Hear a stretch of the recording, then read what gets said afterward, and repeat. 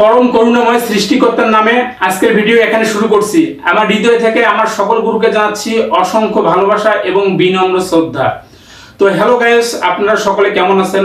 আশা করি সকলে ভালো আছেন। তো গাইস, আজকে আপনাদের জন্য যে বিশেষ ভিডিওটি নিয়ে আসছি, আপনার থাম্বনেইলে দেখেছেন যে ফুল দিয়ে বশীকরণ। হ্যাঁ, এটি একটি চমৎকার ভিডিও হতে চলেছে। তো ভিডিও শুরু করার আগে আমি যে বিশেষ কথাগুলো বলতেছি আপনারা মনোযোগ সহকারে শুনবেন এবং ভিডিওটি স্কিপ না করে সুন্দরভাবে দেখবেন। এবং পাশে থাকা যে মন্ত্রটি আছে এটা সুন্দরভাবে আপনি মুখস্থ করবেন, মুখস্থ করে কাজগুলো সঠিকভাবে করবেন। তো আমি যে কথাটি সর্বপ্রথম আজকে আপনাদেরকে আমি বলবো সেটা হলো, যারা নিজেরাই কাজ করতে পারেন না তারা চাইলে আমার কাছ থেকে কাজ করে নিতে পারেন লিখিত স্ট্যাম্পের মাধ্যমে। স্ক্রিনে দেওয়া যে নাম্বার দেওয়া আছে এই নাম্বার দেখে আমার সঙ্গে যোগাযোগ করতে পারেন। আমি দেশে এবং দেশের বাইরে কাজ করে দিয়ে থাকি। তো ভিউয়ার্স, আজকে যে কথাটি বলবো, যারা আমার এই চ্যানেলকে এখন পর্যন্ত সাবস্ক্রাইব করেননি তারা অবশ্যই আমার এই চ্যানেলকে সাবস্ক্রাইব করবেন, আর যারা আগে থেকে আমার এই চ্যানেলকে সাবস্ক্রাইব করে রেখেছেন তাদেরকে জানাচ্ছি অসংখ্য ভালোবাসা। তো গাইস, আজকে যে ফুল পড়া বশীকরণটি নিয়ে আসছি এটা একটি অসাধারণ ফুল পড়া বশীকরণ মন্ত্র।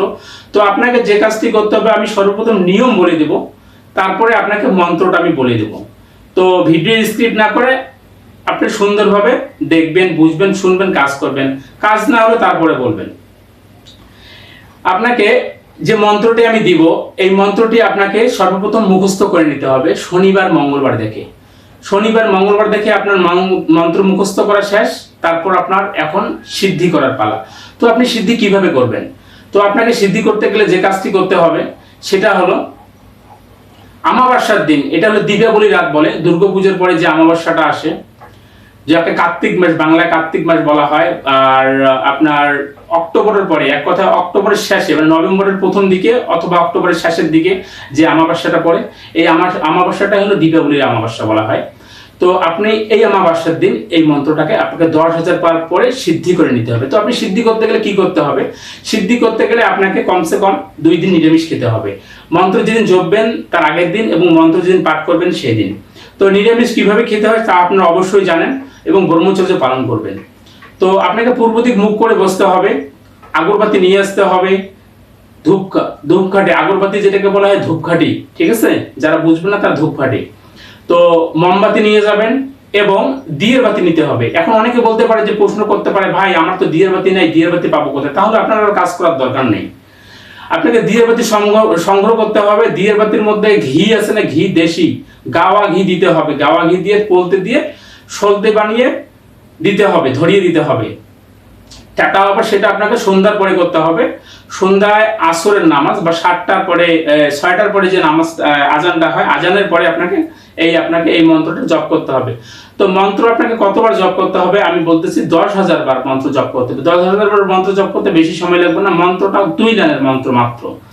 তো আপনি কি করলেন, পূর্ব দিক মুখ করে একটা শুদ্ধ আসনের মধ্যে বসবেন এবং গায়ে যদি পারেন তা লাল কাপড় দিবেন, না পারলে একটা নতুন গামছা কিনে নিয়ে এসে সেই গামছাটা পরিধান করবেন।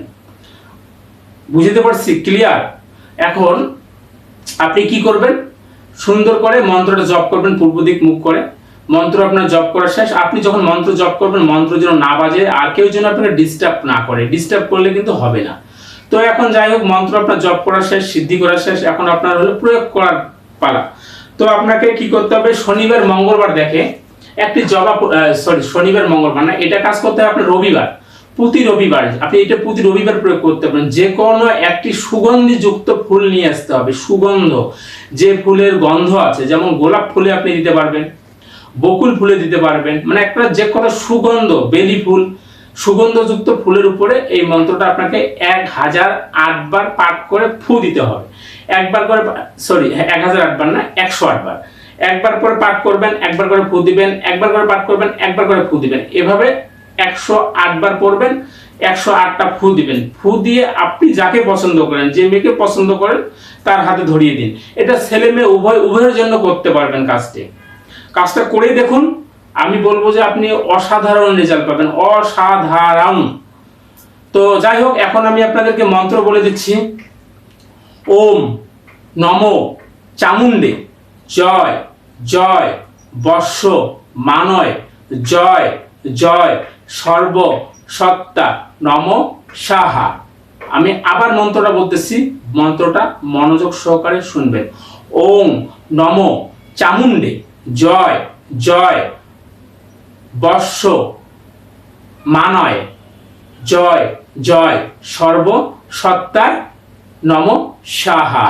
আমি আরেকবার বলতেছি, ওম নম চামুণ্ডে জয় জয় বর্ষ মানয় জয় জয় সর্বসত্তা নম সাহা। এটা হলো মন্ত্র, আজকের মন্ত্র।